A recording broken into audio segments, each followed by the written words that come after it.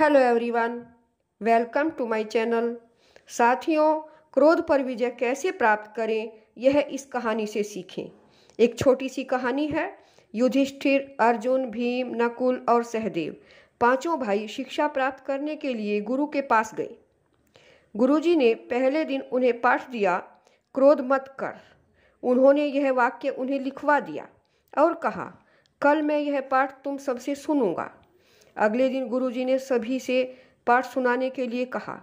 युधिष्ठिर के अलावा बाकी चारों भाइयों ने पाठ सुना दिया। गुरुजी ने कहा, युधिष्ठिर, तू सबसे बड़ा है, तुझे तो सबसे पहले याद हो जाना चाहिए था।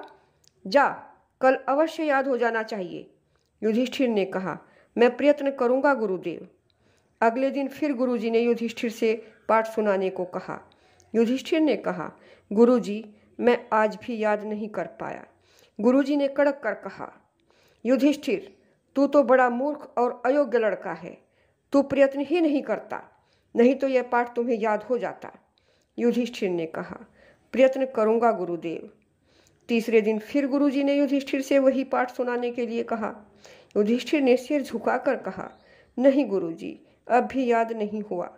गुरुजी ने कई तमाचे उसके गाल पर जड़ दिए और गरज कर बोले, तू मनुष्य है या जानवर?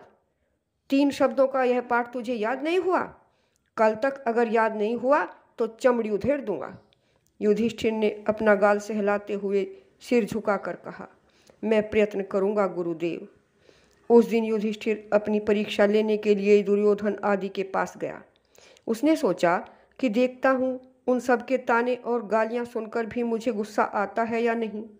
उसने महसूस किया कि थोड़ा बहुत क्रोध अभी भी आता है।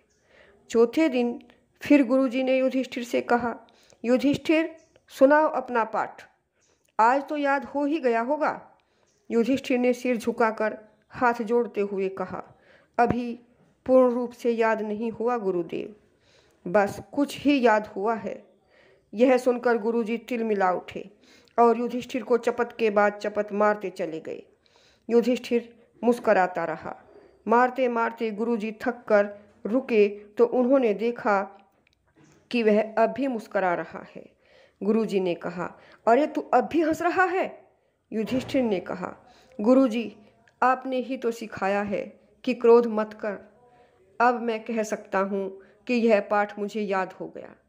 गुरुजी ने युधिष्ठिर को छाती से लगा लिया और बोले, अब मैं समझ गया कि तू तो इस पाठ को पहले से ही जानता है। मैं ही भूल गया था। आज मैं हार गया और तू जीत गया। साथियों, अगर आपको यह कहानी अच्छी लगी हो तो इसे लाइक करें, शेयर करें, कमेंट करें और सब्सक्राइब अवश्य करें। धन्यवाद।